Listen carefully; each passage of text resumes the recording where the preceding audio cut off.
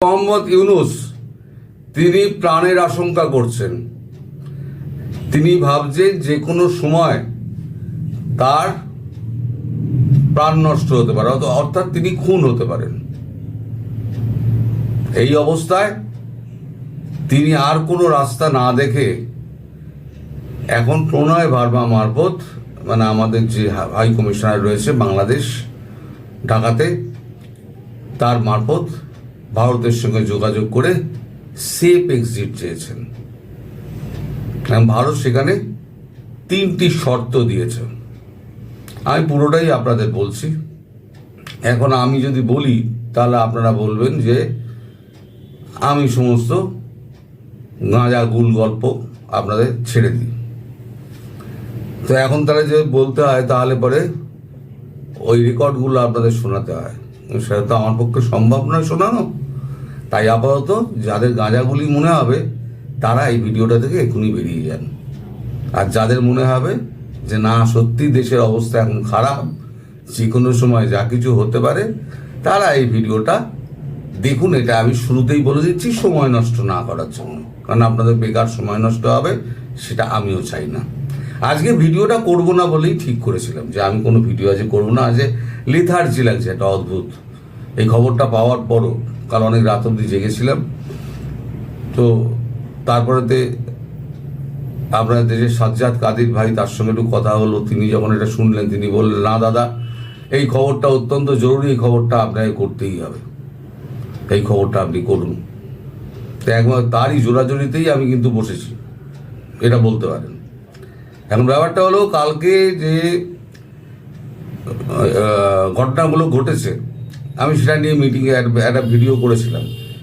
এখানে বেশ কয়েকটা মিটিং হয়েছে, একটা সেনাপ্রধান এবং প্রধান বিচারপতি, তারপর পিএসওর সঙ্গে একটা বৈঠক, বেশ হুমকি টুমকি দিয়ে এসছেন পিএসও। আর তৃতীয় হচ্ছে রাজনৈতিক দলগুলো নির্বাচন নিয়ে এখন জামাত আর এনসিপি গিয়ে আচ্ছা করে কোর্টে এসছে এই মোহাম্মদ ইউনূসকে নির্বাচন দিলে খুব গন্ডগোল হয়ে যাবে। আর বাকি যে 3টে দল আছে সেই 3টে দল এবার গিয়ে নির্বাচনের দাবি করে এসছে। এখন মোহাম্মদ ইউনূস পড়েছেন ফাঁপড়ে। তিনি এখন প্রণয় ভার্মাকে বলছেন ফোন করে, তারপরে এই সমস্ত মিটিং হয়ে যাওয়ার পরে রাত্রিবেলা, যে আমি এখন কোন দিকে যাই। আমি যদি নির্বাচন দিই ফেব্রুয়ারিতে তাহলেও আমি খুন হব, আর যদি নির্বাচন নাও দিই তাহলেও আমি খুন হব। এবার আমার একমাত্র বাঁচার উপায় হলো দেশ ছেড়ে পালানো। আপনি এমন একটা কিছু ব্যবস্থা আমাকে করে দিন যাতে আমি দেশ ছেড়ে আমি পালাতে পারি। বিনয় বার্মা বলেছেন যে এটা তো আমার ব্যাপার নয়, এটা তো আমাদের দেশের ব্যাপার। ঠিক আছে, আমি কথাবার্তা বলছি, আমি আপনাকে পরে জানাচ্ছি।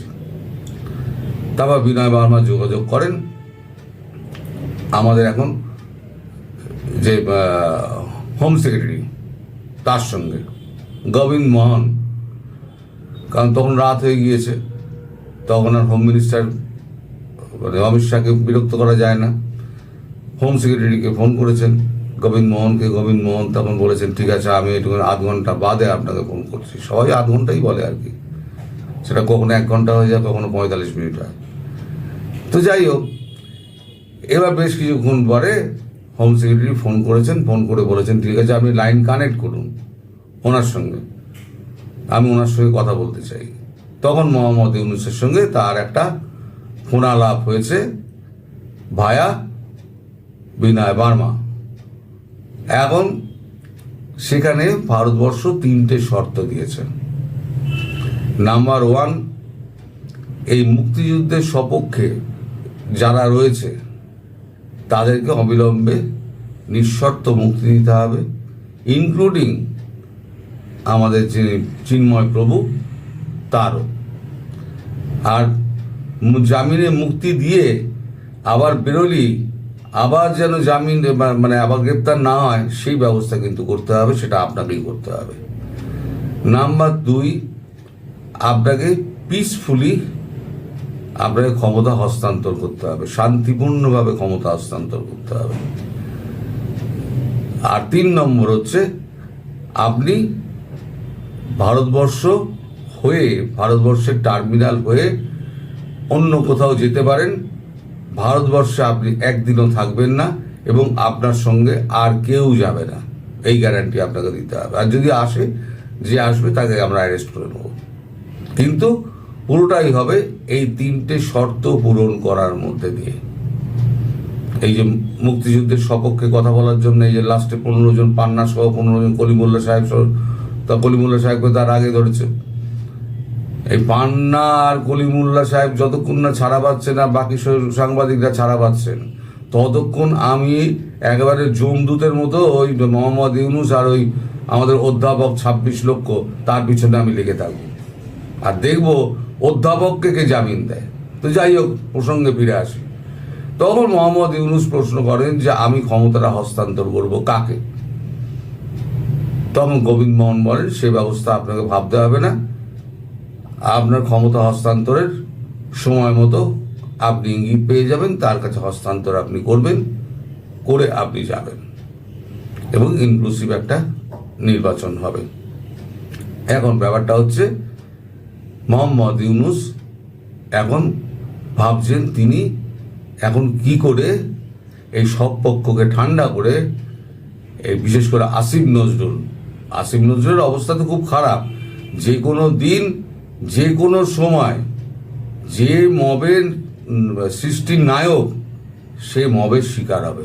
আমার কথা মিলিয়ে নেবেন, এই যে কোনো দিন ও মবের শিকার হবে। যেখানে যাচ্ছে সেখানে ভুয়া স্লোগান হচ্ছে, সেখানে আটকে যাচ্ছে। আগে মঞ্চে উঠে উদাত্ত কণ্ঠে ভাষণ দিতেন, এখন খাঁচার ভেতর দিয়ে জানলা দিয়ে এখন ভাষণ দেন। কোথাও গিয়ে মুখ চুন করে পেছন দরজা দিয়ে পালিয়ে যাচ্ছেন, কোথাও ঘেরা হয়ে বসে থাকছেন, তাকে উদ্ধার করা হচ্ছে। এই হচ্ছে তার অবস্থা। এরা নির্লজ্জ একেবারে। তো এরা তবু পদত্যাগ করবে না, দেহত্যাগ না করলে পদত্যাগ করবে না। এই দেহত্যাগ তো করতেই হবে, আর পদত্যাগের আগে পদত্যাগ করে তারপরে দেহত্যাগ করবে। আগে পদত্যাগ করো, তারপর দেহত্যাগ হবে। তো যাই হোক, আর নইলে দেহের সঙ্গে সঙ্গে পথ যাবে। শেষটা হচ্ছে দেহের সঙ্গে সঙ্গে পথ যাবে।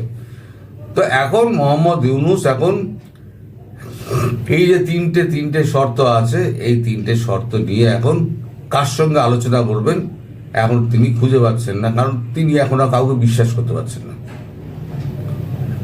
তিনি কারোর সঙ্গে এখন কথা বলেন না, কাউকে বিশ্বাস করেন না, কারণ সবাই এসে তাকে এখন করকে যাচ্ছে। একটা এমন সময় এসছে, ইন্টারন্যাশনাল খিলাড়ি, সে তো সবাইকে ধমকাতো, লক্ষ লক্ষ মানুষ নাকি তাকে একবার মাথায় তুলে নাচতো। তা এখন তার এমন অবস্থা, সে এখন ভয়ে সিটকে যমুনার মধ্যে বসে আছে। সে এখন মানে ভয়ে কারোর সঙ্গে দেখা করছে না, কাউকে বিশ্বাস করে না সে।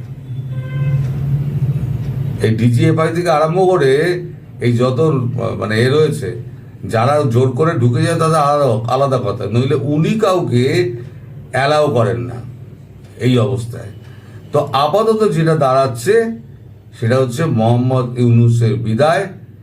এবার কতগুলো 3টে শর্তের মধ্যে দাঁড়িয়ে রয়েছে। এই 3টে শর্ত পূরণ হয়ে গেলে মোহাম্মদ ইউনুস যে কোনো দিন দেশ ছাড়বেন এবং দেশ ছেড়ে উনি প্রাণটা বাঁচাবেন। এই হচ্ছে মোদ্দা ভিডিওর ভাষা। এবার আপনারা বুঝে নিন এর থেকে কতটা সত্যি কতটা মিথ্যে।